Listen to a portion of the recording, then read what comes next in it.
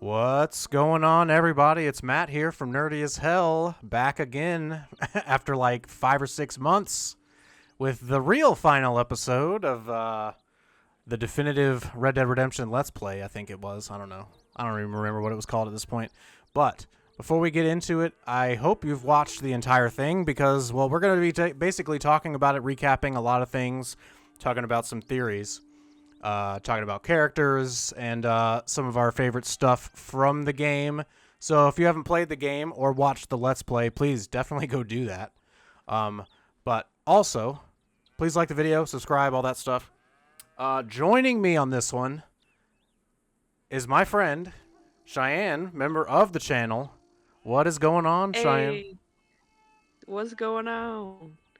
Yeah, definite spoilers ahead for Yes, if you absolutely. didn't catch that. Yeah, huge spoiler warning. We're going to be talking, nothing is off the table, so this is going to be kind of like a podcast with some gameplay in the background. As you can see here, we've finished the game. This takes place on this. This is the same save file that the entire definitive Red Dead playthrough, Let's Play, whatever it was on. So yeah, Cheyenne is going to join me because Cheyenne watched the entire Let's Play with me. We hung out and chilled for quite a while and finished the whole thing up together. It was a great Start time. to finish.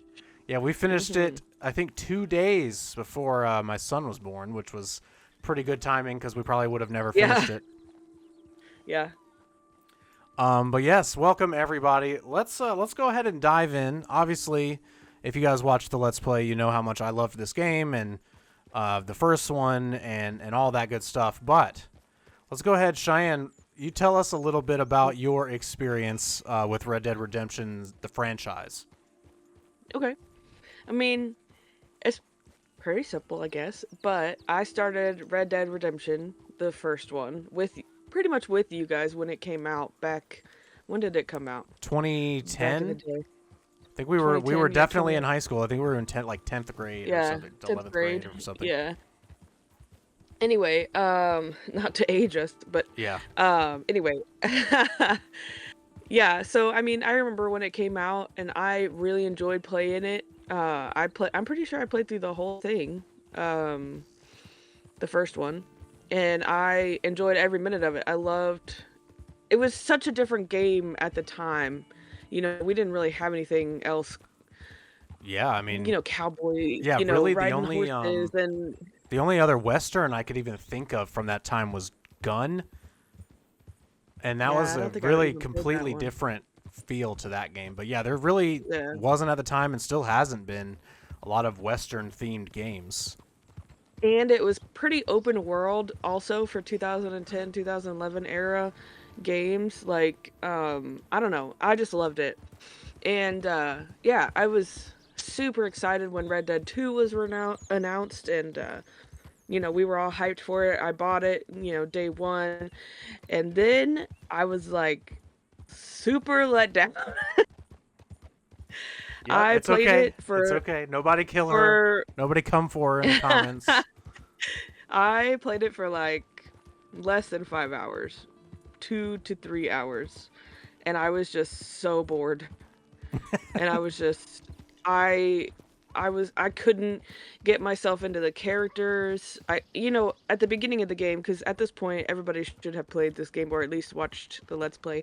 Yep. At the beginning of the game, you're kind of really getting immersed into the world. You're getting settled with the party that you're with, you just came over the mountains. You know what I mean? Like, it's all these, absolutely. like, very beginning. It's You get thrust in and you don't know who anybody is. Yeah, the first chapter definitely is slow because it doesn't really even let you can't go out into the world and do what you want yet. No. For like the first 2 Yeah, to 3 hours of the game.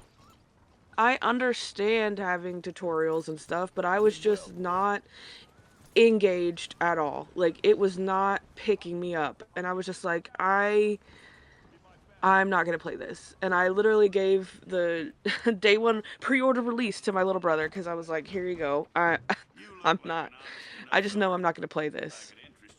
And that's pretty much where I left it until you did your definitive Let's Play.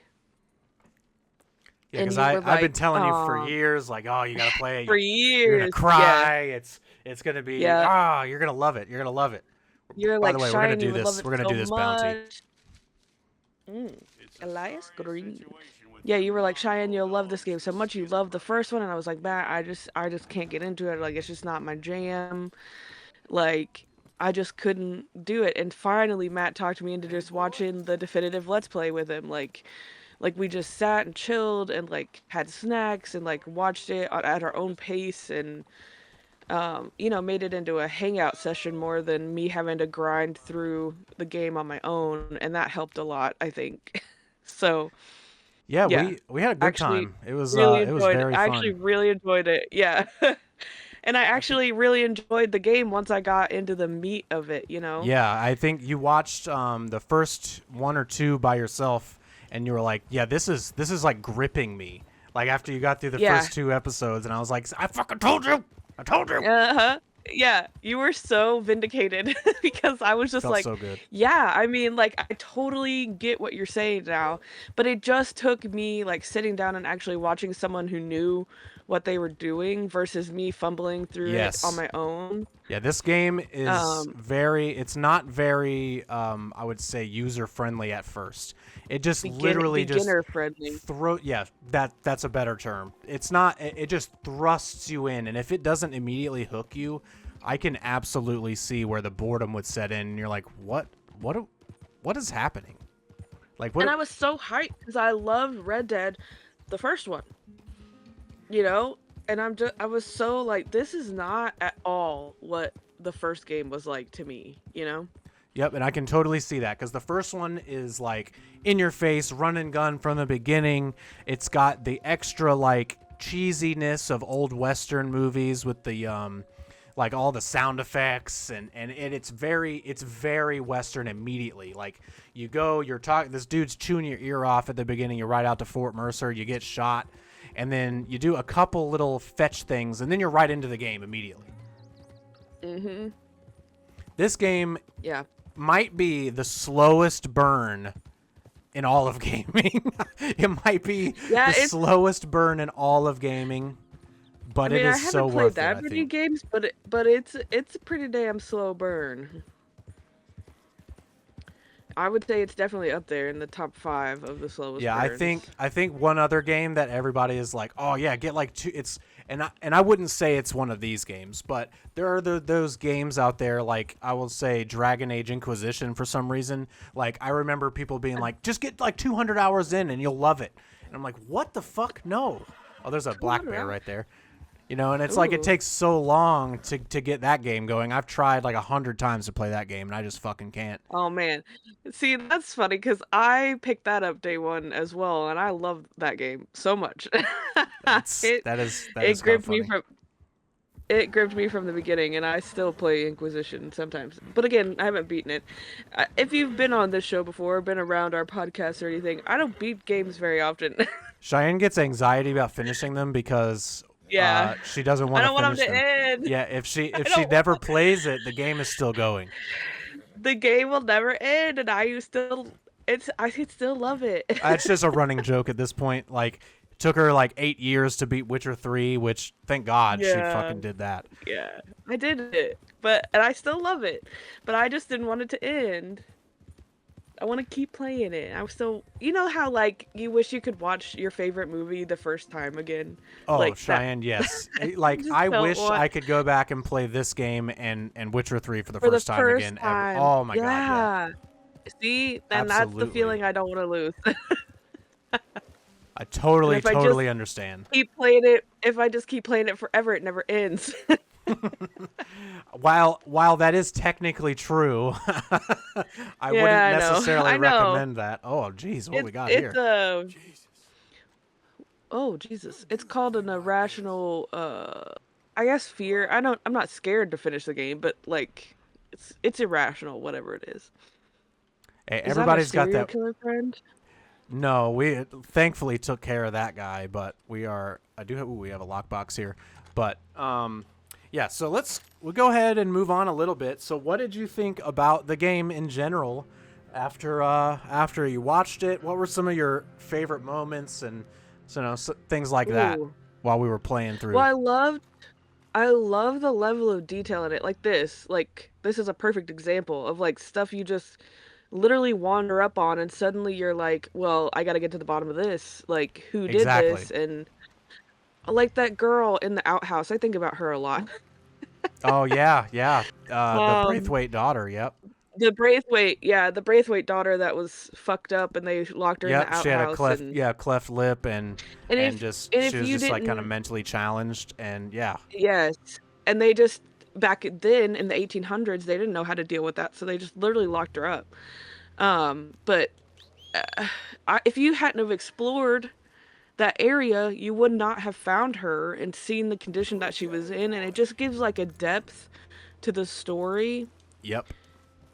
Does that make sense? But Oh, my overall absolutely. feeling, I really loved the game, obviously.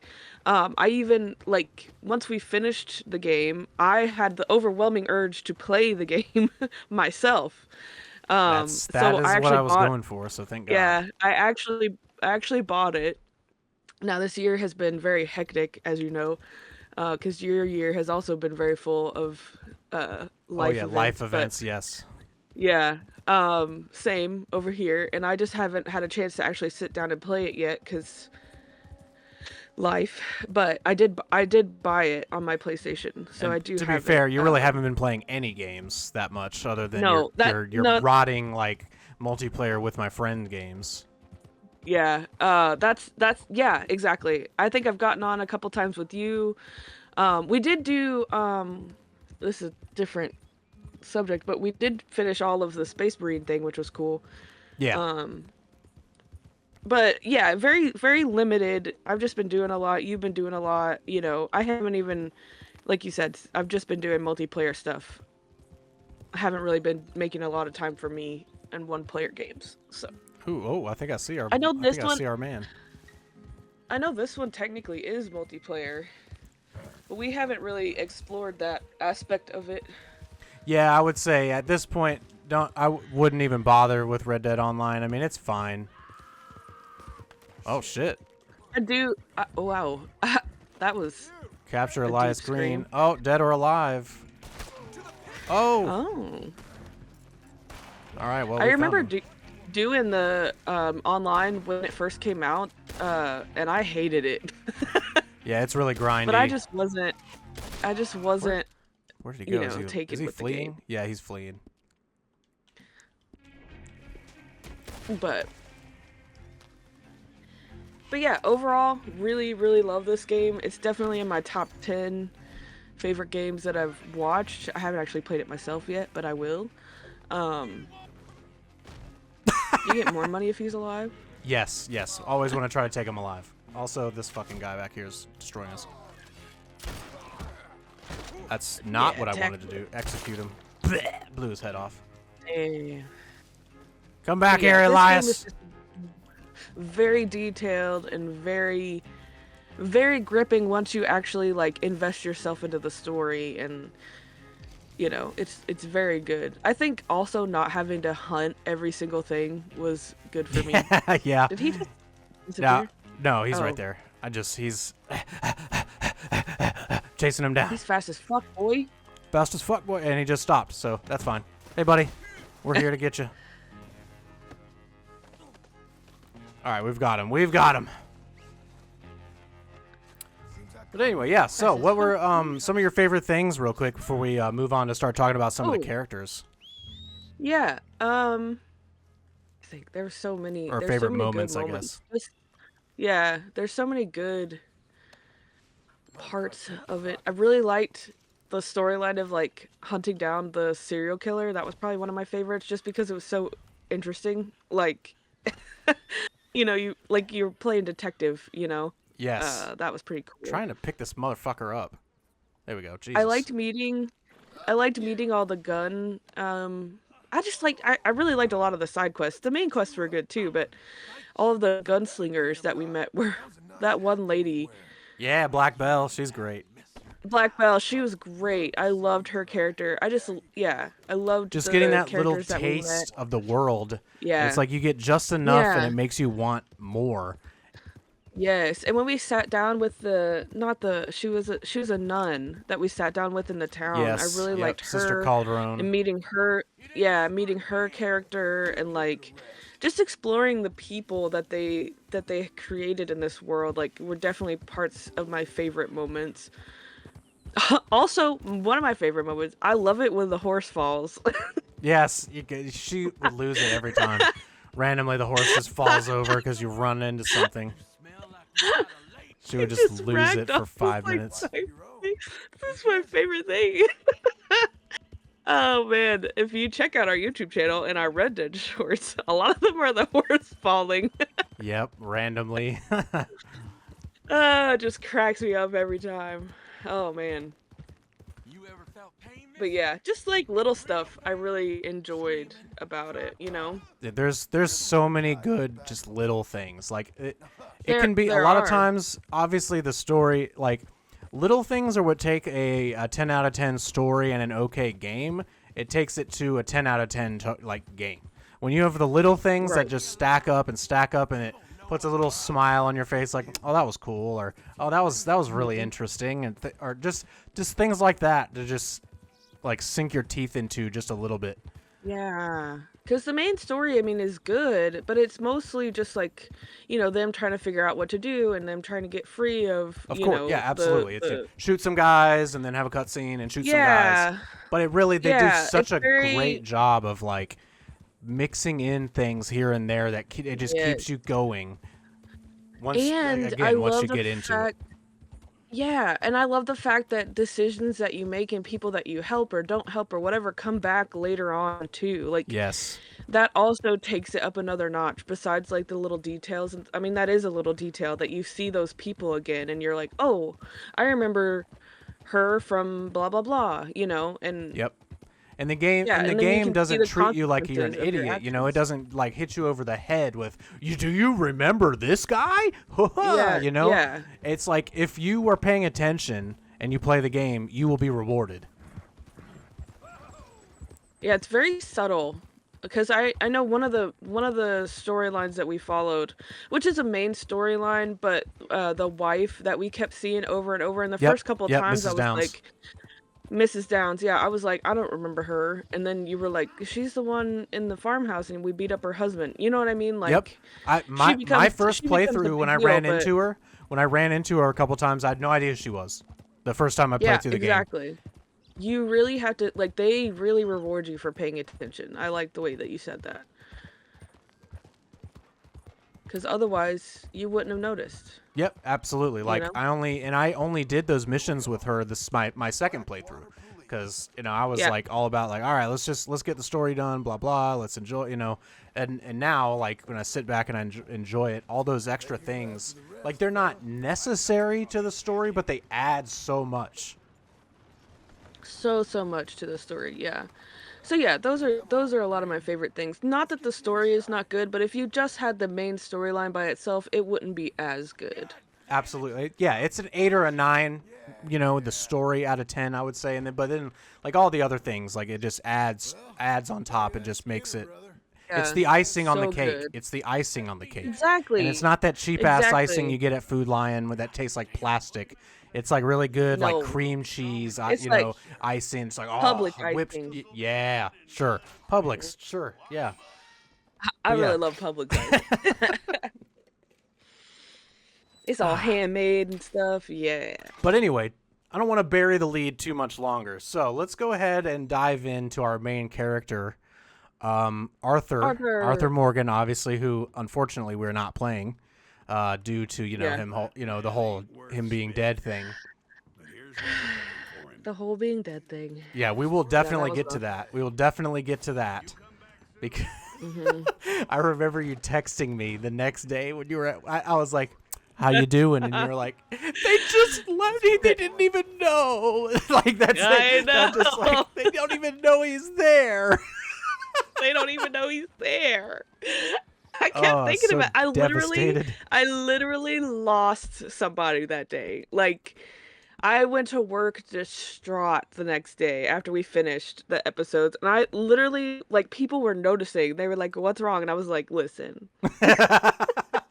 Yeah, you don't Have you understand. You don't understand. have you played? Well, a couple of my coworkers are nerds too, and so I was like, "Did you play Red Dead?" And they were like, "Yes," and I was like, "Nobody knows Oh, that he's man's up still looking there." for Gavin. Still, Gavin, Yeah. Yeah, still looking for Gav. Gav. There's a theory, by the where way, are that you? this. Oh, what is with these texture things? I don't. Whatever.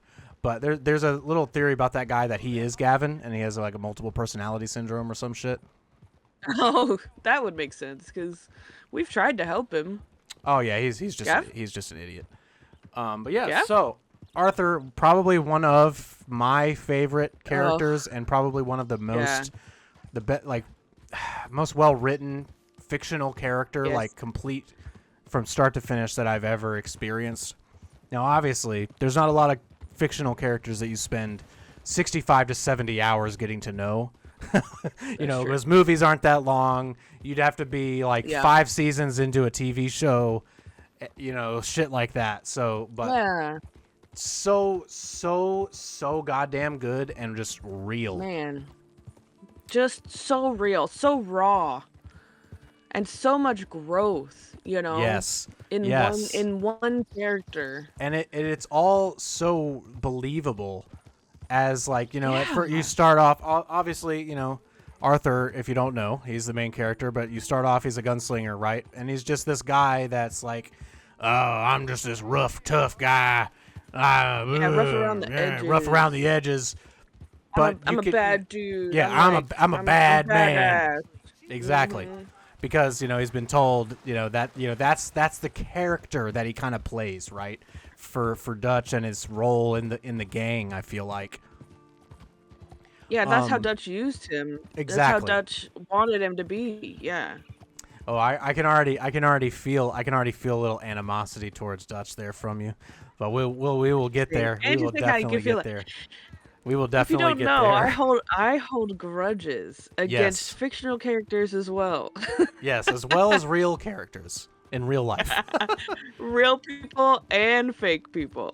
But yeah, so we kind of touched on it a little bit there, but like I wrote here on the thing just like what exactly to you makes Arthur a great character, and for me it is obviously that growth. I feel like anytime, Yeah. especially as a main character, there needs to be an arc, right? There has to be a reason we're telling Yeah. a story.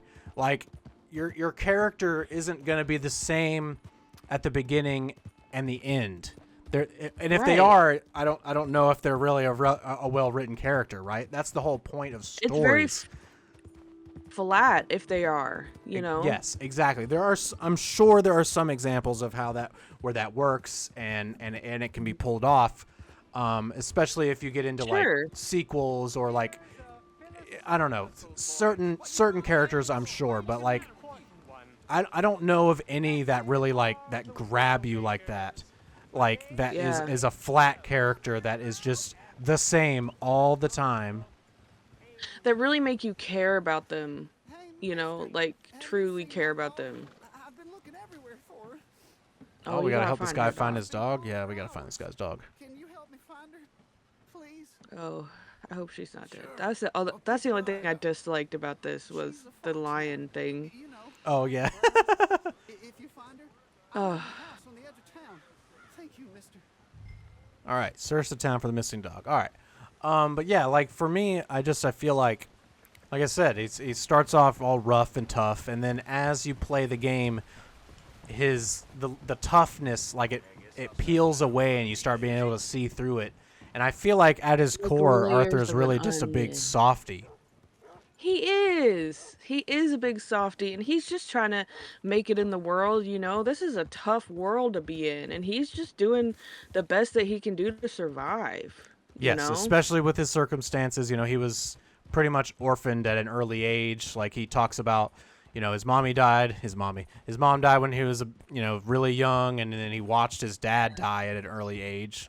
And it makes the comment that it wasn't soon enough. So, kind of gives you the impression that his dad wasn't a great person either. But Sounds like a he rough life. Yeah. kind of gets taken in by Dutch.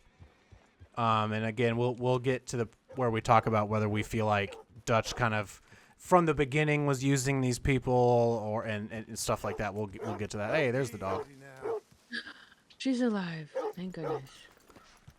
barking up into the tree. Wait, are we looking at, girl? Come here, girl. Come on. Come here, girl. Come here, girl. All right, doggy. Aw. Will she just follow you now? Yeah, I think so. All right, come on, dog. But yeah, I feel like throughout the course of the game, he gets worn down, and then completely, obviously, you know, that watershed moment when, you know, he's diagnosed with tuberculosis, kind of like all of that character that he plays, kind of, you know, for the sake of the gang and for Dutch, it just melts away. Yeah, it just melts away, and he finally feels like he has a purpose outside why am I doing this? Exactly. You know, he's like, this is not who I am. Why am I doing this? And he's like, fuck off. Yes, and it's just like we're obviously we're broad stroking this, so like that if we wanted to dive all the way into Arthur's character, we could talk about him for hours. Hours. I mean, like you said, it's a 60 to 70 hour character. Like, yes, and I mean that's just story. That's if you're not doing side quests and things like that. So, but I also want to give it a second, like, you know, to say that Roger Clark, the actor that portrays Arthur, like does an amazing job of conveying all those feelings and things with his voice. What is going on with the weird squarey textures? Anyway, whatever, doesn't matter. But all right, we return to dog man. Yay! But I just think he's just such a good character. He's fun for you to play. He's fun to be around. And then obviously, She's the closest thing to a family I got. you know, his character arc And as obviously you peel, ends as tragically. you peel back, Take care of her. as you peel back those layers, it gets even better. You know. Yes, and there's so many moments that you have with him that you get to share. It's fantastic. I would honestly I remember very vividly, people saying, "Oh, when the game was first shown, and you know the main character wasn't John from the first game." And people were like, "Oh, come on, you know, but I love John. I love John, and blah blah blah. You know, why are we playing this guy? Blah blah." And then now you go to after that game released, and now people don't want to even think about playing John because Arthur is just such an iconic character He now at is. this point. True. That people are just like, "Oh, I just want to restart the game so I can play as Arthur." Yeah, not that John Marston's a bad character. I mean, he was good for what he was in the first game and the parts he played in this game too. Absolutely. But Arthur's just so much more. He just has so much more depth. Yes, I totally agree. But we'll go ahead and move on now a little bit to, so let's think, do you think by the end of the story that Arthur was successfully redeemed? I do, yes. And we're looking at this, by the way, in the lens that I finished the game, the way we finished it, not the shitty ending. So the honorable good ending where you help John escape and all that stuff. We're basing it off of that. So, because I did show Cheyenne after the ending scenes. I was like, yeah, that was the best case scenario, by the way. I was like, what? Yeah. Yes. That was the best case. Yes. So, what do you think about that? Do you think he was redeemed? I do. I mean, I hate the way even the honorable ending was like a gut wrenching. You know what I mean? Absolutely. But I do think for the circumstances, like we were talking about before, like he did not have a good upbringing, and he played this character for Dutch, and he played his role in the gang really For well. 20 years. And like he just rolled with it, and he was like, "This is who I am. This is what I do." And you know, throughout the game, you just see that armor breaking off. You're just like you see him becoming. He says one thing, but he acts differently. Yes, exactly. You can see that he has a moral compass in there, and that he does care about people, and that, he's a good person underneath all of that, like, gun-slinging, toting, Toxic whatever. masculinity shit. Yeah, like Yeah, underneath yeah, all of that, like, oh, I'm fine. I'm fine. Like the whole time he's fucking yeah, coughing up a lung and he's dying, yeah. and He he's like literally in the middle of dying, passing out, wheezing to death on somebody's and floor, he's like, and they're like, oh "No, my no, no, god. I'm He's like, oh, fine. I'm fine. I'm fine. No, I'm no, no, fine. I'm fine. And I'm it's fine. like, No, I'm it's fine. like, I'm bro, you're serious. I'm fine." not fine, dude. You're not. Clearly not fine. Yeah, and it's just, by the end, when he does eventually die and he helps John get away, and he, acts as that kind of barrier between, he, like, in his final moments, he's even, selfless, and he wouldn't have done that at the beginning of the game, like, he wouldn't have had 100%. that much heart at the beginning of the game.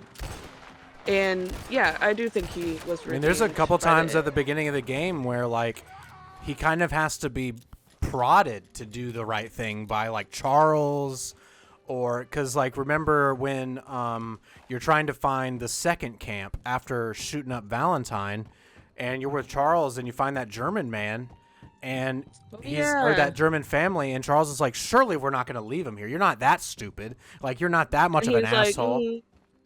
And he's like, all right, blah, blah, blah, blah. But and obviously he does it. And then eventually that ends up actually saving his life because they yep, it find saves him. They find him and they save him while he's having one of his episodes or one of his, TB attacks, I guess. Yeah. So, I mean, and I feel like the way that they also show that is like when you do good things, you manifest good things, right? Whereas like he does so much bad stuff that, by the end he's like, I feel like you can't. There's a line that he says like you can't live a life like I lived and expect like a Yeah. good ending, basically, or whatever, right? Something along Right. that Yeah. lines. But Yeah. and then Sister Calderon was like, well, then just take a gamble like love exists and do a loving act, right?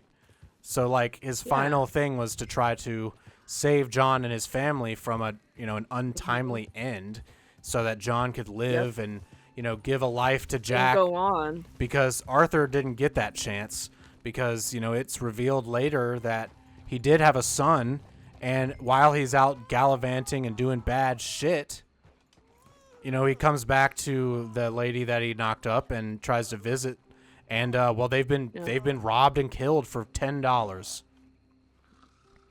So, and he talks about how that hardened him, Yeah. experiencing I mean, that. terrible, terrible life, and terrible things happened to him, but he still came out on the other side Okay, a stop, decent, stop, stop. Decent a enough. decent man. Yeah, Yes. like, he did his best. Was he perfect? No. But is anybody? No. Oh, definitely not in this time. I think by the end you can see he tried, and he was trying, and he was doing the right things, and yeah, I think that's redemption in my eyes. That's redemption. I think he redeemed himself as a good man by the end. Yeah. I don't think, obviously, you can't redeem. I mean, he probably, like, obviously in the game, I think you have to mandatorily kill like 900 people. So, like, Yeah. trying to say that Arthur Well- lived like a good man is one thing, but I think he ended doing something good. Once I agree. Yeah. once that veil of like what is actually important in life slapped him in the face, once he got that watershed moment of being diagnosed with TB and pretty much knowing at that point you're gonna die, which I don't know if God damn it, horse, I hate it when they do that. You call them and then they run away from you for some fucking reason. Come back, you dickhead. Buell? Anyway, so yeah, like I feel like come here. All as dumb as you. Anything happens to me, you're a dead man. Ain't you heard of the Laramie? God damn it. Oh yeah, we've met. They'll Oh my God! All right, what the fuck was I saying? Real good at finding I don't even remember now because Buell got me all flustered there. Oh, I just ate that apple. I was trying to feed it to Buell. I don't even remember what I was saying Buell. now, but it You were just talking. Well, yeah. Go ahead. it's just like, by the end of the game, obviously he does a loving thing once that veil of what's important in life actually gets lifted. After finding out that he's gonna die and shit like that. And oh yes, I don't know if I really went into this during the game at all, but I think you actually probably know a little more about tuberculosis, being somebody that studies bacteria and things like that, than I do. A little bit. But I didn't actually know that the majority of people in this time had tuberculosis. It just doesn't flare up until like you basically get really sick all of a sudden, and then you get taken there's like that old saying where you catch a cold, right? So that saying comes from basically being outside and your immune system lowering itself enough that all of a sudden tuberculosis just like takes off like wildfire in your lungs and you die quickly, and there's nothing you can do about it. But I didn't actually know that a lot of people, the majority of people, had that bacteria in them. Yep. Just naturally. Naturally. Not naturally, but yeah. But yeah, after catching it from someone But because it was so widespread. Dormant. Yeah. It was dormant because their immune system was strong enough. It's a very exactly. Until you get old or you get really sick randomly, and it just takes you over. And I feel like if you don't know that, you can kind of see, you can be like, man, I really feel like Arthur died from this really fucking fast, because he did. But you also have to think, like, he's constantly outside. He's had it for months. He's under immense stress at all times. And then he went to a hot and humid environment in the Caribbean, which definitely didn't help. And like almost dies multiple times, gets tortured a few times, after contracting it. Yeah, no, he lived for a long time after contracting TB.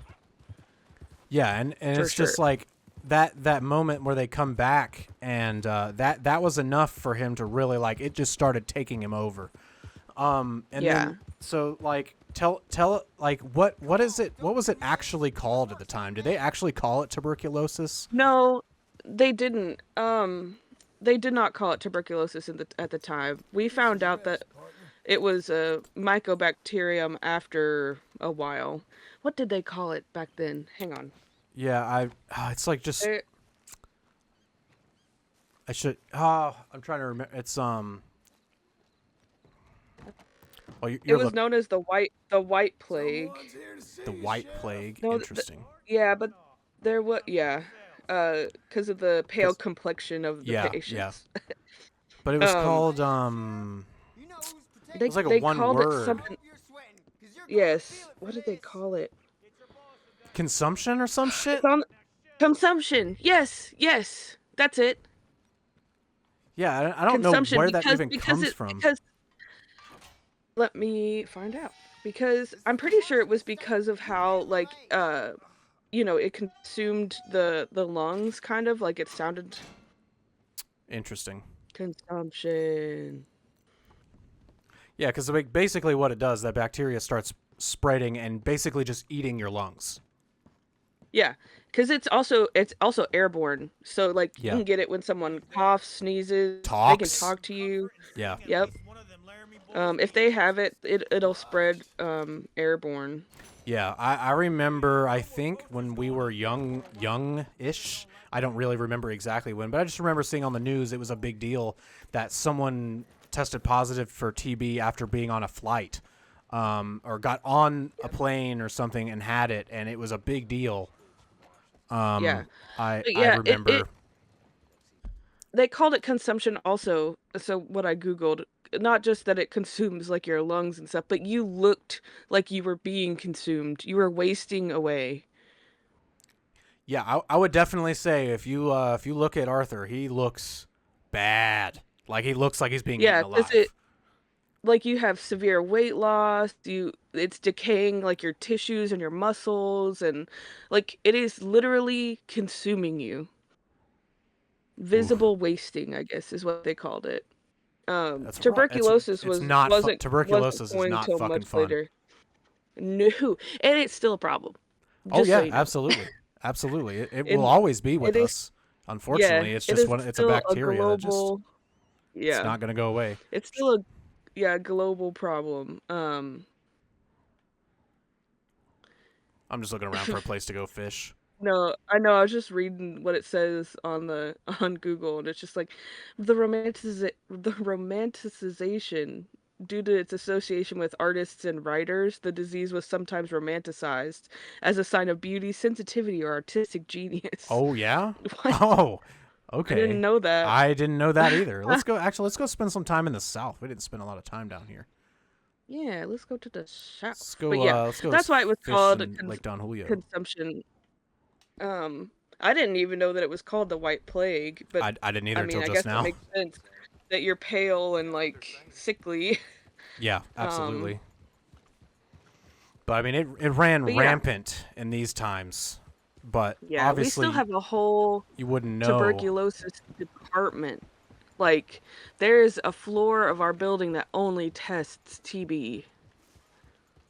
Damn, Like, that's it's crazy. still, it is It's serious. You know what I'm extremely saying? deadly. I mean, it is fucking deadly. Yes. Like, a lot of people don't Hmm. even know they have it until it's like until you were like Yeah, until about to it's too fucking late. about to get fucked up by it. Yeah.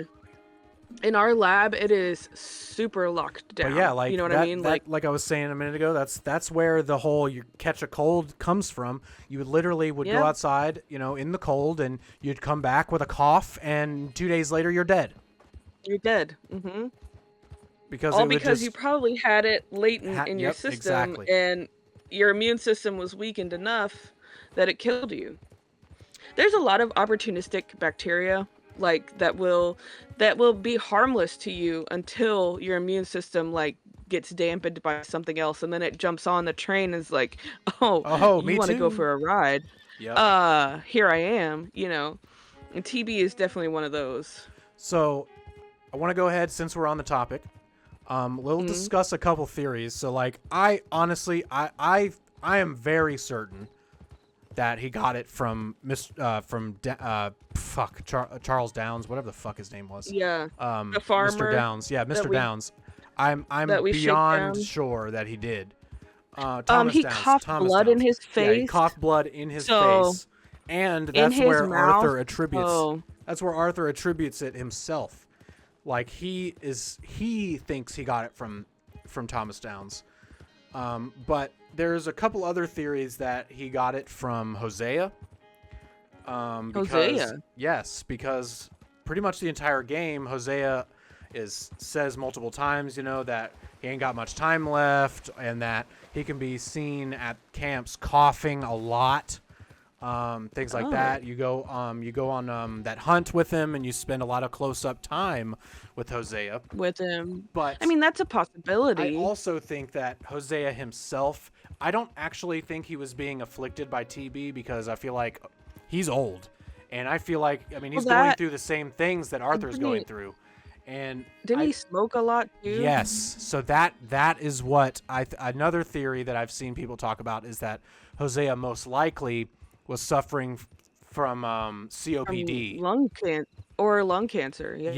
Yes, from smoking and just not being, generally healthy. And obviously Yeah, he's like TB. about 60, I think, or late Yeah. 50s, and at And this that's time that's old pretty for this old. time. That's pretty That's old, ancient. Yeah. especially to be living rough, like, TB is not the camping and out in the only weather all the disease time. that causes like coughing and severe coughing like that, obviously. We just Yes. didn't have names for it all back then. Yeah, so I don't think I think he got it from Thomas Downs. I'm almost The blood transfer is like the yes, biggest thing for me. Cuz like absolutely.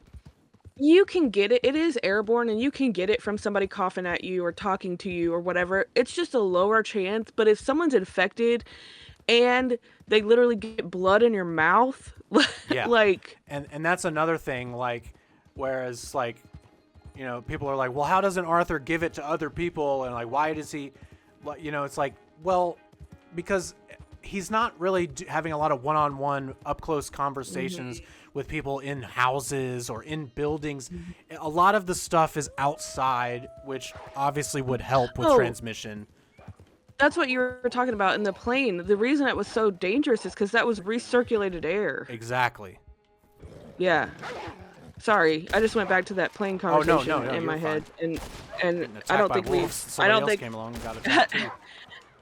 I don't think we finished that conversation, but you're right. Like, it is super dangerous if someone gets on a plane because it's just every recirculation. single person in there. Yeah. Damn, we found another Skinner camp. That's why every a lot of single person people in the get plane sick after. Gets exposed to. Yeah. Yeah, and that's why a lot of people get sick after going on plane rides and going on trips because stress lowers your immune system, and you're getting on a plane with people who may or may not have any kind of virus or bacteria or whatever, mostly viruses, but still, that the plane filter doesn't filter out. Yeah. Yeah, so I think it's plausible. We also don't really know. We don't really see other people in...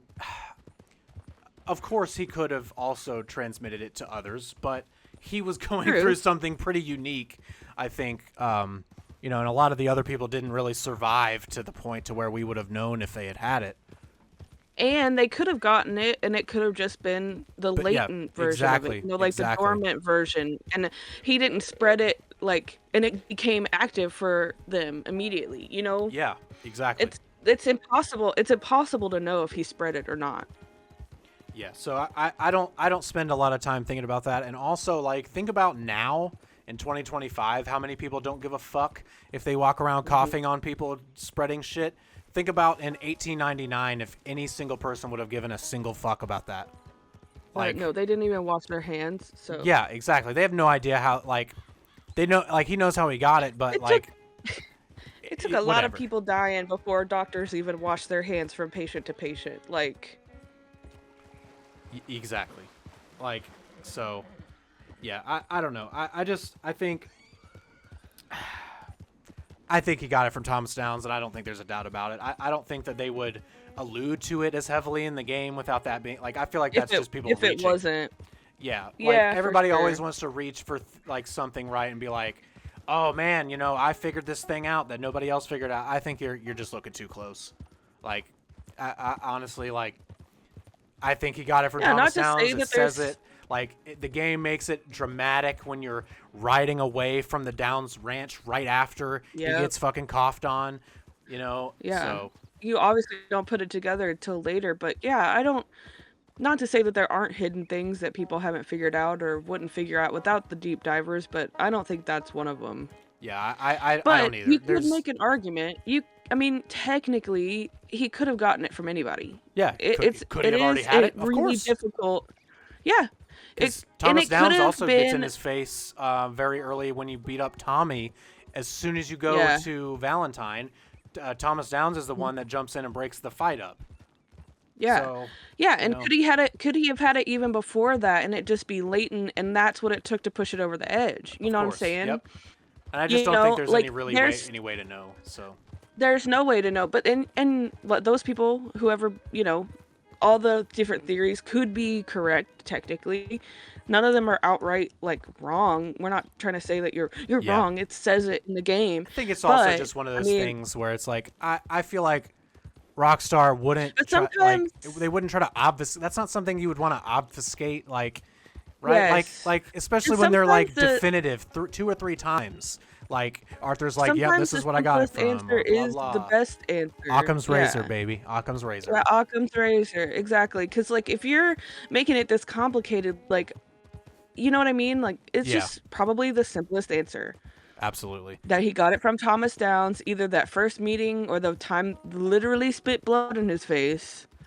Yeah, and he got it on his lip. And we all know how we all know how transmissive blood stuff is. Look at STDs and HIV and AIDS and stuff. You can't tell me that blood is not more infective than any other substance that we have. By far what we witnessed. By far the most opportunistic moment, I guess, for it to have been Yes. transmitted. Like, I can't even think of a Exactly. close second. I mean, it's so heavily implied in the Absolutely. game and also It is. explicitly said by the character. So, Yeah. So yeah, I think we're yeah, I think splitting hairs, we're if you gonna. will. I agree. So, not to beat that dead horse anymore. So, while we're on the Yeah, topic but of Wild still. West stuff, but I think It's still it's really time. interesting, though. Oh yeah, it is. I love listening to like all those theories and stuff like about because there's Rockstar does such a great job, and there are a lot of game companies that do it well, like From Software, where they don't beat you over the head with their story. Obviously, they do it a little differently, but like Rockstar, especially with Red Dead 2, does such a good job of leaving everything ambiguous enough that you can be like, but what if? But what if this happened? Yeah. Exactly. So, speaking of ambiguity, let's move on to Mr. Dutch Vanderlyn himself. Probably one of, Oh, if boy. not the most contentious character in the entire game. Outside, obviously, everybody just hates Micah, and that's a unanimous thing. Fuck Micah. Yeah, fuck him. He's a piece of shit. He is an evil bastard. But we need he to is the talk about biggest piece of Dutch shit. because Oh, I think okay. I think it can be. I think it could be argued. In fact, I may even argue with you a little bit that Dutch is just this down to his core, rotten piece of shit, scum human being, and I personally don't really know that that's necessarily the case. Due to a lot of his actions throughout the game, obviously it spirals, and I think he Did does we watch eventually the same become. game? See, exactly. So this might get a little more contentious. So let's talk. Let's ask the question. Okay. Country for you to linger in. All right, calm the fuck down. All right, calm the fuck down. Yeah. Just coming out here to How about you fucking chill out? fish. How about- God how about damn. Ru- Yeah, about- Jesus. Yeah, jeez. Just coming out here to fish.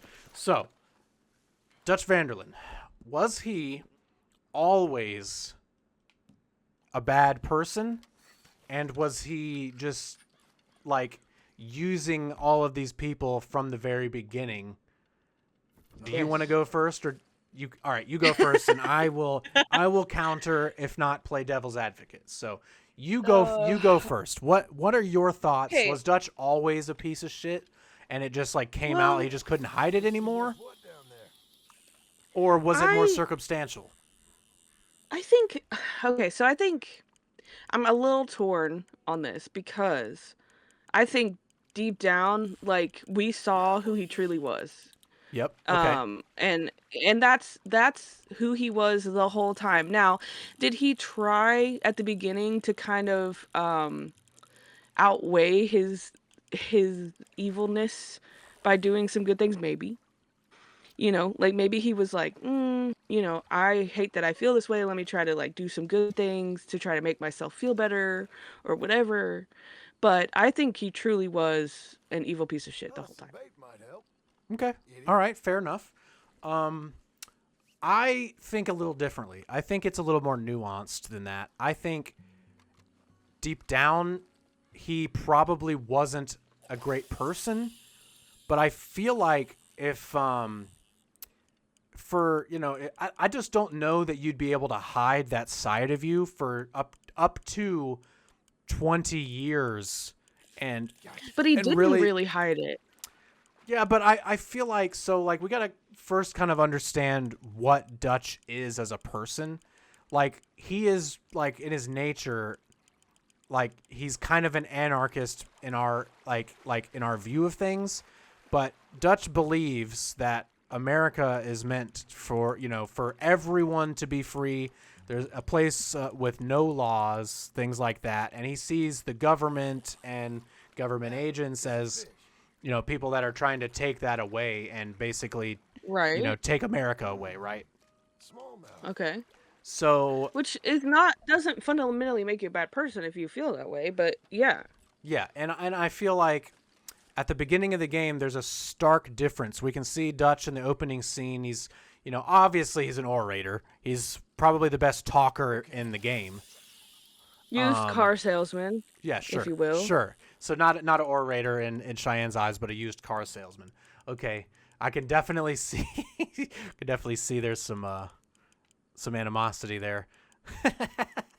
But I feel like Dutch The at his devil core, sweet talks too, you know. he sure does. He sure does. He absolutely does.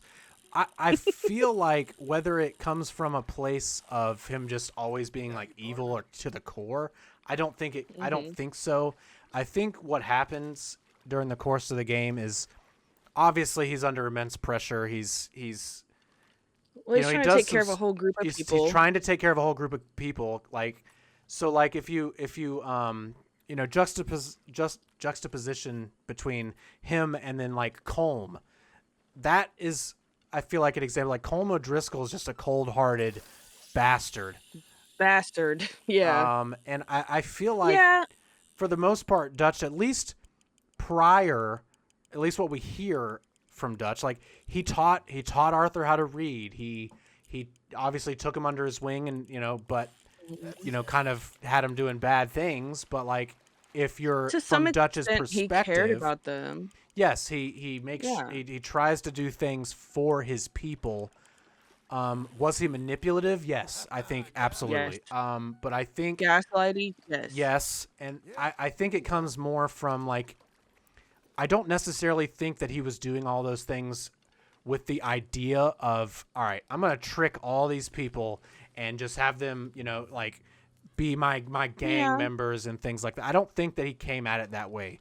And then the big moment for him, I feel like, comes when Hosea dies, because Hosea is his best friend and was for upwards of 20 or more years, bare minimum 20, because Hosea was always there once, like they adopted Arthur together. Yeah. So bare minimum, we're going to say he had a 20-year friendship with Hosea, and Hosea was like that confidant, that angel on his shoulder. Yeah. And yeah, kinda kept him in Hosea check. wasn't a good guy either, but like to his core, probably one of the best people in the gang. He was more of just a con man, but he didn't go out of his way to murder people. And I feel like Yeah. they make that very very plain that Dutch is the same way, right? He's like, because at the very beginning of the game, Arthur is kind of shocked when he learns that Dutch killed some girl on the ferry right before Yes. the game starts in cold blood. Yeah. He's like, wow, that 'Cause doesn't that's sound not- like Dutch. He did that. Yeah, blah, that's blah, not- blah.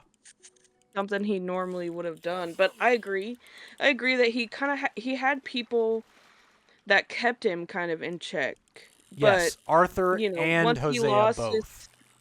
yeah, and once he lost that support system, once Arthur started questioning him and his decision, and Hosea And the- died, he and just then- broke. When Hosea dies, they're in the middle of the bank robbery, and then they go straight to Guarma, and then they come straight back, and they're just straight into the fire, and he's in the frying pan the whole rest of the game. And I feel like he didn't get a chance to mourn his oldest friend. Right. And it was just survival mode.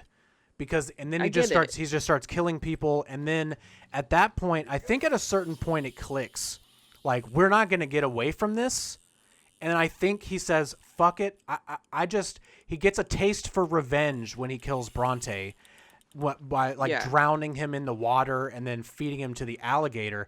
And I think he just keeps scratching that itch, because that's the only thing that he can do to make himself feel better. And then Micah gets in his ear, and that didn't help. Oh, talk about a devil on your shoulder. My God. Okay, yeah, Micah had a big deal. But if Dutch wasn't a piece of shit to his core, Mm-hmm. he wouldn't have faltered to that. Like, his base line when he was super stressed and broken and into the fire, like you said, like normal people, their base isn't like like even morally great people like Arthur, like wouldn't have fallen into, well, I'm just gonna kill people and I'm just gonna I'm gonna make everybody else's lives a living hell as well. Like, I understand that he lost his best friend, and I think it's more of understand a that people were product keeping him in check. I think Dutch is just a victim of his own self. Like, he has such a massive ego because he has all these people following him. He never feels like he's wrong because no one questions him. And when people start doing that, he takes it as His confidence. betrayal. Exactly. Yes. And he doesn't know how to handle it. And at It that shot same his moment, he confidence. has Micah Yeah. in his ear being like, "Oh, you're right. Let's go do this. Let's go kill this guy, or let's go do that." Yeah. And Now, I wouldn't say that Dutch is pure evil like Micah, but because Micah is just pure evil. But I don't think that Dutch had the capacity. I Well, think it's okay, kind I of take that back like again. it's almost kind of like his- that line with the Joker, right, in The Dark Knight, where he's talking about like sometimes people just need a little push, right? Like what he Yeah. did with Harvey Yeah. Dent to turn him into Two-Face. I feel like Right. that can be, obviously Dutch wasn't a good person like Harvey Dent, right? But like Harvey was held up as this white knight and that everybody looked Yes. up to him, and Harvey can't do any wrong, and then he is wronged and doesn't know how to Yep. deal with it, and then the right person just pushes him off the cliff to revenge, right? Right. And if somebody had come and pushed him the other way, then he could have been back to where he was. Yes. But the person for Dutch died. I Hosea, think so. who I would have think so. pushed him to the other side. Like I said, like keeping him in check. Like he had these people keeping him in check, and then he faltered and fell into the deep bad end. You know what I'm saying? Absolutely. He was And he I was did- he was I he was fell into the start- deep end and he couldn't drown. He couldn't Yeah. he couldn't swim, and the only guy close enough to reach him was Micah. And then after he pulled him Right. up, he was the only person he felt comfortable going to Right, and because of his ego. What I started to say because was Micah's a that rat, he did- like a rat piece of shit, and just Ugh. fed it and fed it and Yes. fed it and fed it. Yep. What I started to say was that Dutch didn't have the capacity to be a good guy, but I take that back because he did have the capacity to be a good guy. He did I good just- things. Like at the very beginning, Yeah. he saved Sadie, and the way he Right. handles that situation is like a human being. Like Micah's in there, like Right. terrorizing her, like ha ha ha, we got no Driscoll in here, ha ha ha ha, like a piece of Yeah, shit. yeah. And Dutch And he's like, completely "Whoa." diffuses the situation. He's like, whoa, no, stop. Like, and Yeah, they take that's her in true. and they care for her and things That's like true. that. That is true. So I mean, I don't mean to say that he doesn't have the capacity. I just think that fundamentally he is not good person. And he I showed don't that. disagree with that. You can be a bad guy with good tendencies. Right. And I just think He's that not it goes he's to definitely like not Micah. he was just I think that being able to have a whole conversation like this about a character that isn't the main character just goes to show how well written he was. Yes. Like Yes. Dutch is such a ridiculously complicated character. And you Ugh. like you could do character studies on like Yeah. because the way he turns at the end is also just so believable. But I guess I'm gonna kind of hint at how I feel later. Is I feel like at the end, Arthur finally does get to him, and is like, when he says that line, "I gave you all I had," and Dutch's reaction, he like pulls his foot back. He kind of like he literally is taken aback, like. Yeah. After all of this, Arthur still is saying that he did it for Dutch. Yep. Still. And After he everything. Still, after everything that just has happened and everything that they've been through. And I feel like that sunk in a little bit, and Dutch just walks away. Silent. Nothing to say. Just walks away from it. Doesn't leave with Micah. Not a good person. Well, yeah, not a good person, for sure. But I feel Why like would that you- was the first time I feel like he ever felt guilt for something that he had done True. or didn't He do. couldn't handle it. Yeah. Exactly. He couldn't handle it because, again, toxic masculinity, and just walked Mm-hmm. away. One more quick thing on Dutch. So there's a really pervasive theory that during the trolley mission, when this is right after you go to the mayor's house at the party, and you meet with Bronte, and Bronte just makes fun of him to his face. Like, really disrespects him by being like makes a comment about it'll, screwing cows on the open range like he's some fucking inbred moronic piece of shit or whatever in Bronte's eyes, and you can just see that really cuts deep. Like, he is deeply offended by that. Yes. And I feel like after that, he tells them to go and rob the trolley station, right? And then when they get there, the trolley station has no money, and then all the cops show up. So Bronte has set them up to be arrested or killed. And while they're escaping in the trolley crashes, and Dutch smashes his head. He's obviously concussed. And some people have this, this theory that that's like all of a sudden he went crazy after that because he got like brain damage or some shit. From that? Yes. Because after that, he starts acting completely, like, a little differently. But I don't think it's that cut and dry. I really think, again, I think that's people looking a little too close. Yeah. Because I feel like also very soon after that, they do, for the very first time, they go after somebody strictly for revenge. And that is when they go after Bronte in his house, and they fucking take him, and then Dutch just snaps and it drowns him and kills him in cold blood in front of everybody while he's a bound prisoner. And everybody is like, John and Arthur both, like, standing there, like, mouth agape, like, what the fuck, dude? Yeah. Yeah, because that's not something he normally would have done. But I don't know if I've ever heard of a concussion changing someone's personality like that, though. Me either. You know what I mean? Me either. That's why I feel like it's grasping at straws, looking for a reason to say, like, that Dutch went crazy. I feel like it's more of a circumstantial thing with Dutch, whereas he's just under immense pressure and he doesn't know what the fuck to do. And eventually he's all about revenge. Revenge to the Pinkertons, the system, Uncle Sam, the fucking everybody. Because after Hosea dies and they get back, he says it multiple times, like, he's, like, trying to win. And it's like, what are we trying to win, Dutch? There's no game here. Like, we need to get the fuck out of here. There is no winning.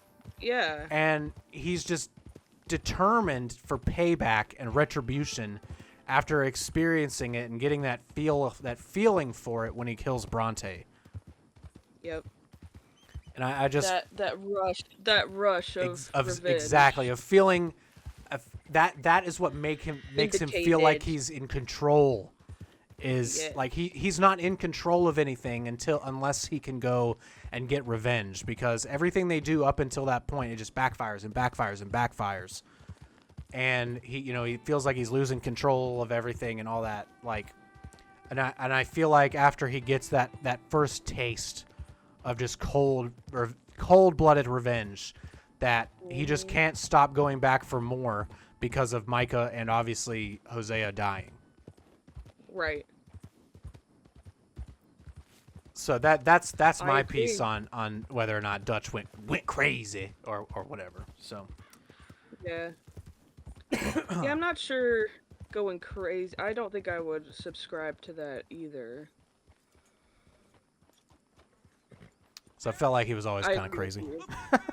Yeah, I agree with you, though. You know what they do with them 10 stars in Mexico, boy? What have we got going on here?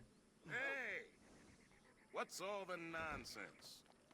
You don't release me now, 12 angry Mexicans is gonna ride through this town, burn it all to hell. Oh shit! All right, well, we're gonna talk about this man right here now, John. This town to burn, Sheriff. John. We're gonna talk about John. Talk about John. I think John had an amazing arc in this game that's also kind of really glossed over. At the very beginning of the game, he's kind of a fucking dirtbag who doesn't want anything to do with his son or his, his baby mama, Abigail. Damn, fuck that guy. And I feel like he evolves into being like, oh shit, I got to take care of these guys. I really do love my son and things like that. Wants to be part of his life.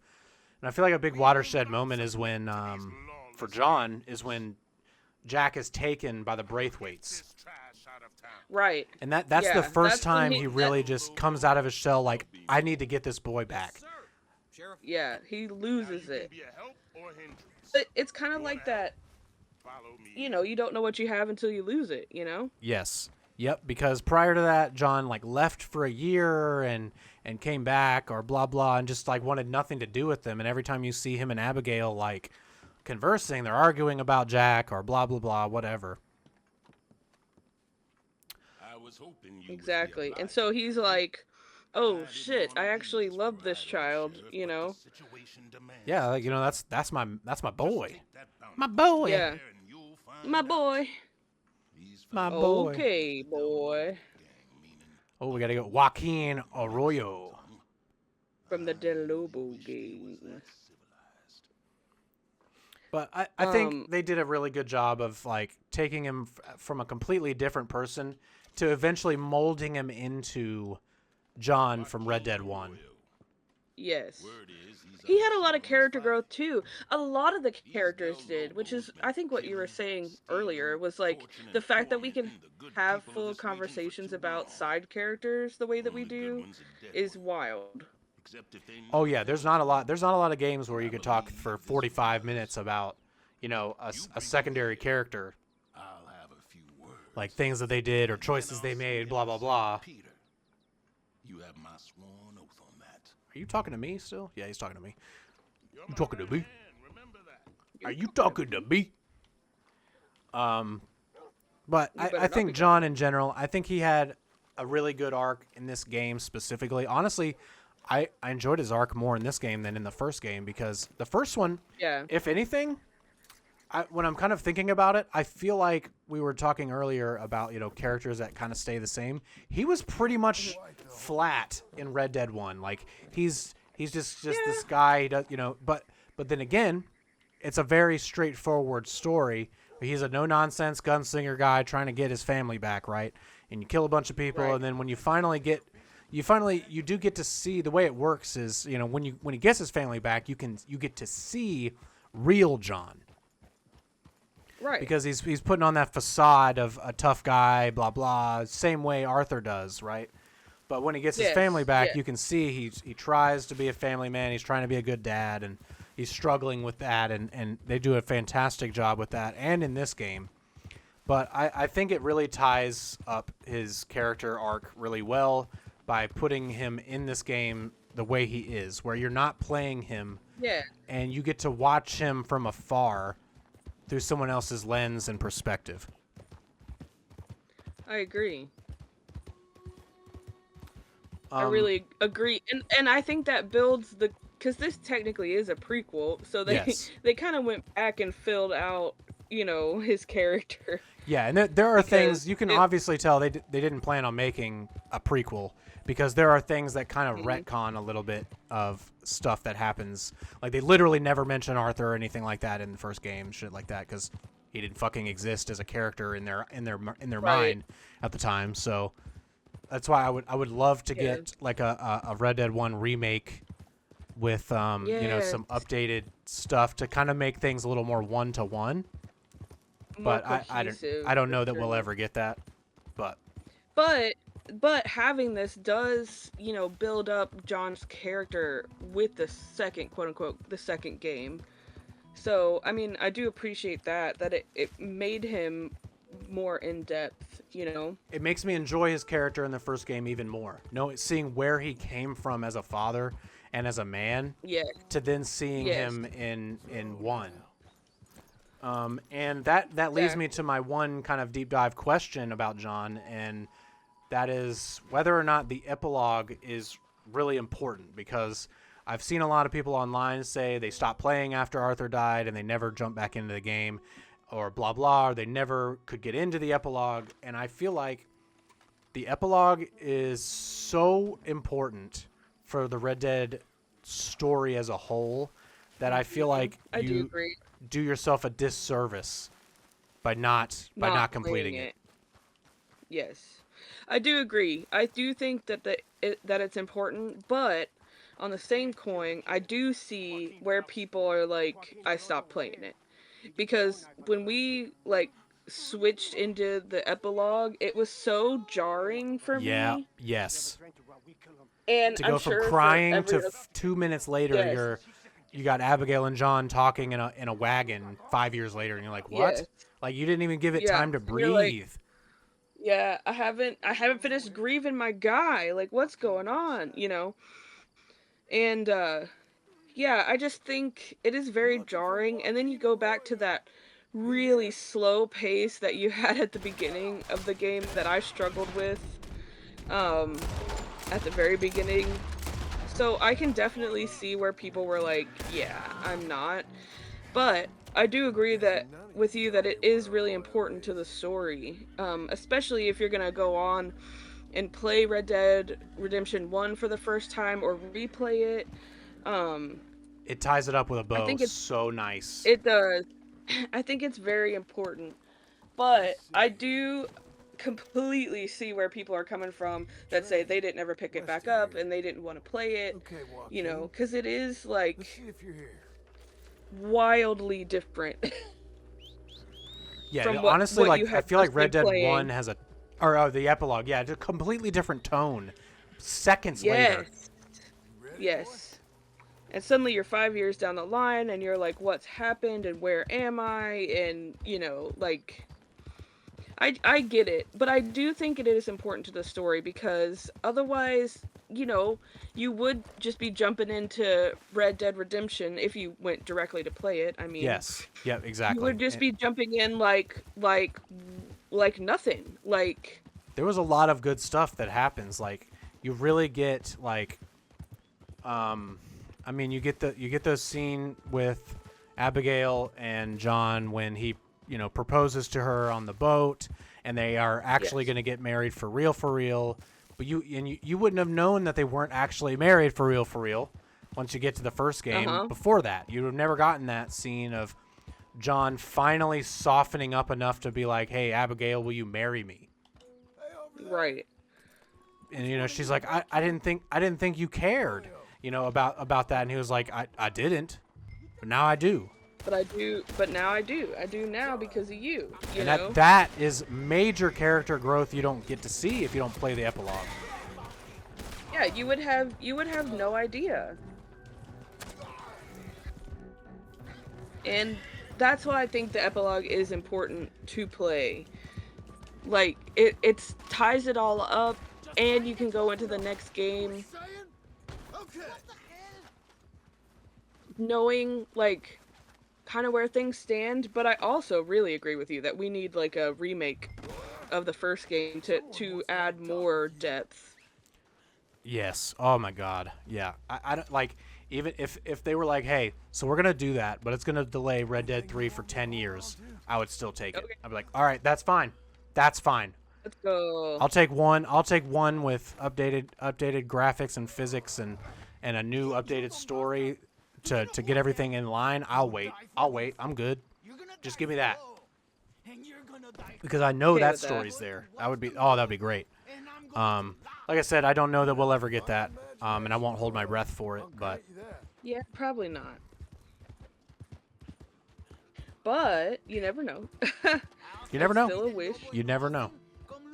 It's still a thing that could possibly happen. To be honest, It's I need a not- next gen update for this game first. God damn, like, come on, it's still only a PS4, like last gen. Like, I tried to play it on my PS5, and it's still just the PS4 version. Like, come on, what are we doing? Ooh, Especially when there were those little major leaks that were coming out about, like, people were like, yeah, it's imminent, blah blah blah, and still haven't heard shit about it. Not Like a really thing. credible people leaking that it was going to be announced. But anyway, I digress. But I'm glad we talked about that a little bit. Touched on John. Yeah. But a couple more just quick things that we want to get to. So there's Yeah. a theory. There's two more theories that we're gonna hit, Okay. and then I will ask you that question, and we'll have our final little like conversation before we wrap this up. And I hope you guys watching have enjoyed this. Like, I doubt this will get any like any views at all. Honestly, I don't really care. I just wanted to do this to get it off my chest, actually, Yeah. because we And to didn't, tie it we up didn't for talk, us. we didn't talk about the game after we finished the video Yes. because immediately I was at the hospital the next day. Yeah, And- the literal next day. Yeah, so we're gonna talk another big theory.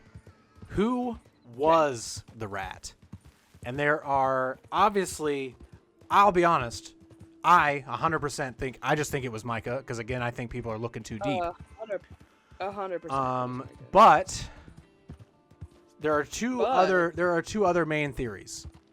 Obviously, Molly being one, the red-haired girl, Molly O'Shea, that was like Dutch's like main squeeze of the gang. Oh, yeah, And she yeah. comes back drunk, you know, right at the beginning of chapter 6, and Yes. says that she talked to the Pinkertons and blah blah blah. Right. But then at the end, when Right. you confront Milton, Milton says that they sweated her, but she just never said anything. She never actually talked. Like that comes straight from Milton, the leader of the investigation. And why would he say that if that wasn't true? Exactly. But you know, there's obviously theories that he was lying to Arthur, blah blah blah bullshit. But at that moment, he has the upper why? hand. He has the upper hand, and he thinks he's about to kill Arthur or whatever. Yeah. So I just don't think that a person in that position would lie to somebody who thinks that he's about to kill somebody. But I can still see that it's plausible because she herself comes back to camp. Now, granted, she's like blackout But I drunk. Yeah, but I think she's just trying to piss people off. Yeah, like And you Dutch know what- specifically what- because, you know, Yes. she thinks that whatever, like throughout the entire story, if you listen to like her and Dutch start fighting, and she for some reason thinks that he's like cheating on her or something like that. But at this, like, Yeah, it's and like so Dutch is going through some crazy shit right now, lady. I don't think he just wants to bang you because you want to get banged. Like he's going through some shit and trying to figure some Yeah. stuff out. And I don't know about you, but when I'm crazy fucking stressed like that, I'm not sure that sex is the first thing on my mind. So Yeah, exactly. But yeah, I mean, I just think she wanted his attention. Period. Yes. You know. and when she stopped I getting it, she thought that he Yes. was going after somebody else or whatever. Yes. I don't think that. I mean, I could be wrong. She could have definitely said something to the Pinkertons. Maybe she didn't talk to Milton himself. Like, maybe she talked to one of the Pinkerton boys or something, you know, after the fact or something random. But, like, you know, I just don't. I don't see how it could be Yeah, anybody else. I besides don't put a Micah. lot of water. I don't put a lot of weight in that. In her coming back to camp, Yeah. like I told him, I'm not with that. Like she was, everyone saw also, why would everyone she- there saw straight through that. Like Yeah, and why would she come back and say that at all? You know, like, if she actually did talk, why would she admit to that? exactly. So yeah, You I know? I don't put a lot of weight in that. The second person that I do actually think is kind of interesting is Abigail being the rat. Abigail. Yes, because there are a lot of reasons are behind that. Is like especially after Jack is taken, and they do get him back. But there are times where, and this is actually who I'm very certain, this is actually who Dutch thinks the rat is, because I think He that's believes why that? I think that's why he didn't go back to save her. That moment when she is Oh, being held. shit. And I think Yeah. he insinuates that when they're in the cave in Guarma, because who wasn't there? Like Hosea got grabbed by the Pinkertons, but Abigail was Yeah. supposed to be with Hosea, right? Right. And she didn't. She just And miraculously got away. Didn't. Right. And I think this has a little more weight to it than Yes. than you know than some of the other rat theories, but at the same time, I just don't think that she would do it don't think because she has a I don't son to think she would- protect. I was about to say, I don't think she would put her son's life on the line like that, but I could also see her trying to kind of Like, get force out of that John life? and Jack out. Yes. Yes, Yeah. period. Mm-hmm.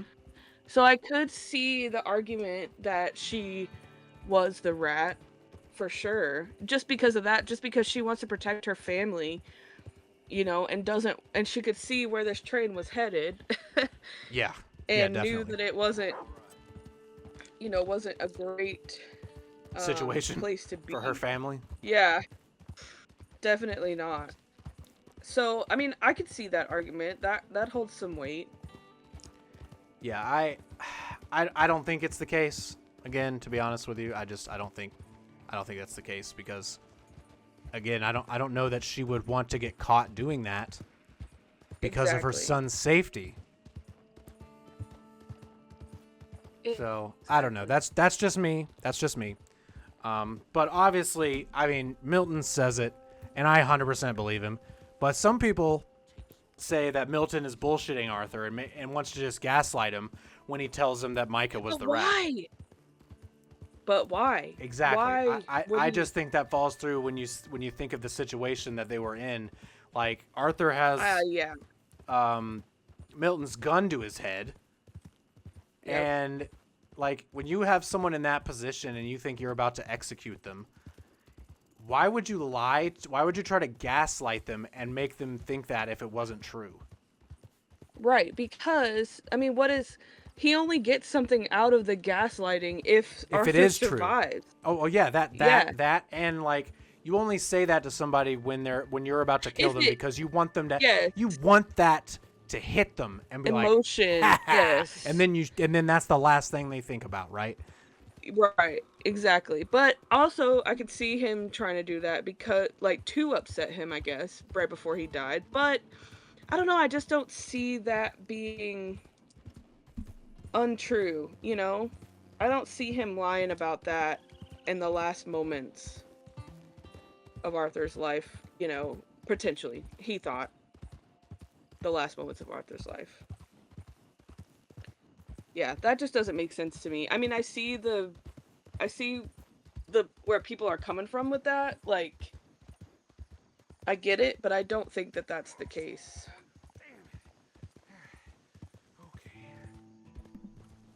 Okay, there we go. Sorry, my mic got fucked up. But yeah, I don't know. I totally Oh. agree. I don't think when you're in that situation and you have the advantage, you have the drop on somebody. I don't think you're bullshitting them for the sake of bullshitting them.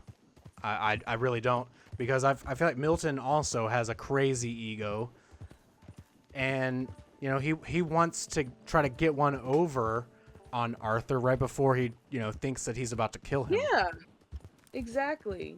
And you're not gonna make something up because to just say something like that to get over on somebody. Yeah. So I think that's horseshit. I think it's definitely Micah because he's a rat bastard. So He's a rat bastard. all right, I agree. second to last question. At the very end of the game, when you storm Micah's camp as John, it is revealed, bang, Dutch is here. He comes out of the door. Why was Dutch there? Was he to 'Cause he's do a what piece of Micah... shit. Okay, all right. Was he there to do what Micah said he was there to do, and that was get back together, get the whole gang together, and start running together again? Or was he there to kill Micah himself to get revenge for him Nah. ruining... No, you don't think so? Did he kill Micah? He did. He was the first person to shoot Micah. Mm, So, no. okay, all right. I think... I don't know. Oh, Jesus know if Christ. he the was- holes. I don't know if he was there to get the gang back together, like Michael was saying he was there for. But I don't think he was there to kill Micah. I'm going to disagree because I think Dutch went there specifically to kill him as revenge for, being the downfall of the gang. Because when he busts out, he immediately comes out. Both of his guns are trained on Micah and John. And John is like yelling at him like, say something, Dutch, say something, and he's like, I don't have much to say anymore, or or whatever he says. And then Micah's shooting off at the mouth, and he's like, oh, we're gonna work together, get the gang back together. John, join us, John.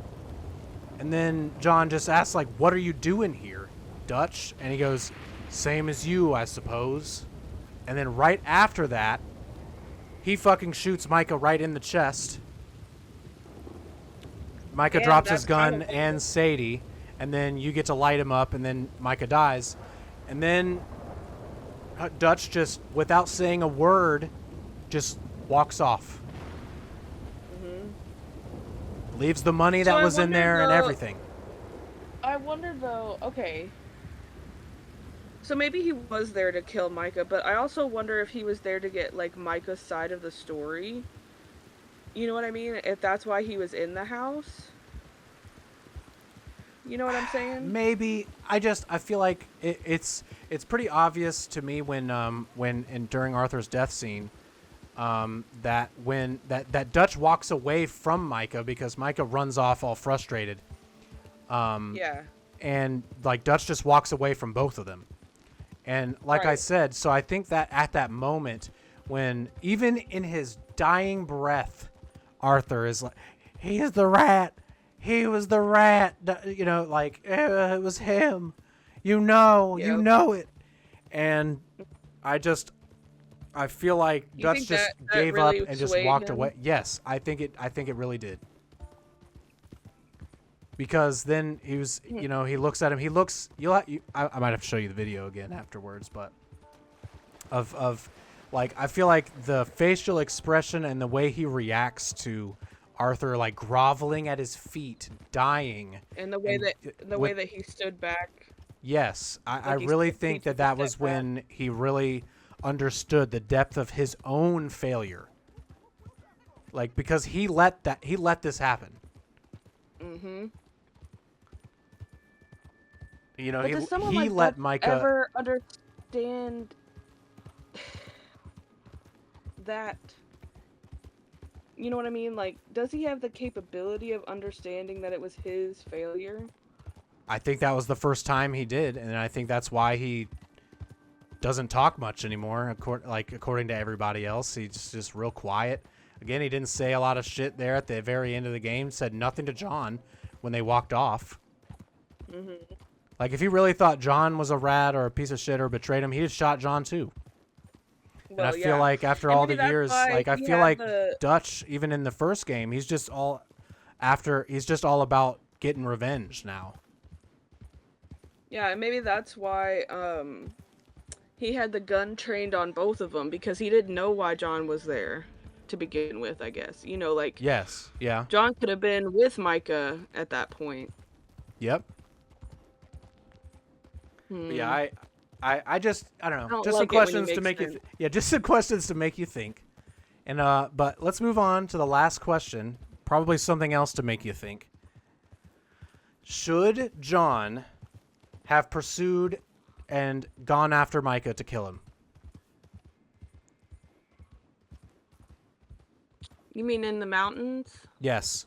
After Sadie came back to him and Abigail begged him not to. Should John have gone to finish things? I'm gonna say no, because Okay. he had his family to think about. And there's a chance, a big chance, I feel like, that he would have gotten either gravely injured or killed trying to go after Micah. You know what I'm saying? Uh-huh. And he had both Abigail and Jack to think about. And he's just come around to, like, realizing how important Jack is, and yeah, I don't think he should have. I think he made the right decision. You mean you think he made the wrong decision? Oh, going after him, yes. Yeah, I'm gonna actually agree with you, and I think it's funny because in the moment when I asked you that when we stopped watching, you said, "Yeah, hell yeah, he should have fucked Micah. Yeah, kill him. Yeah, kill that piece of shit." And I agree with you, and there's Yeah. one reason why, because that kept the cycle of violence going. So Yes. you. He could have, at that moment, he had everything. He had the family, he had the home, he had the safety. Nobody knew where he was. He goes to finish things for, pride or, quote, for Arthur or whatever and all that stuff. And Arthur says something very, very, like, what's that line is, vengeance is an idiot's game.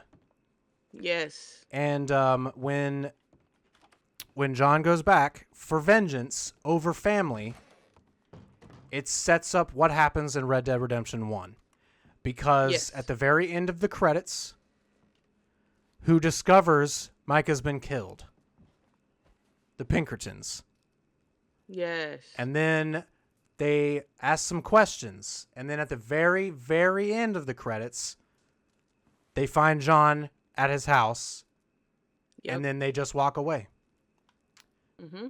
And they just look at him from afar. Exactly. They find him, and they're like, all right, well, we'll wait on that. Mm-hmm. We see him. We see you. Yeah, we know you're here now, blah, blah, blah, right? And I feel like if John had never done that and left Micah alone, he could have lived here on his farm with his family. Yeah, I mean, he had his family to think about, and he didn't. Yep, I fully agree. He sacrificed his family and his own life ultimately for revenge.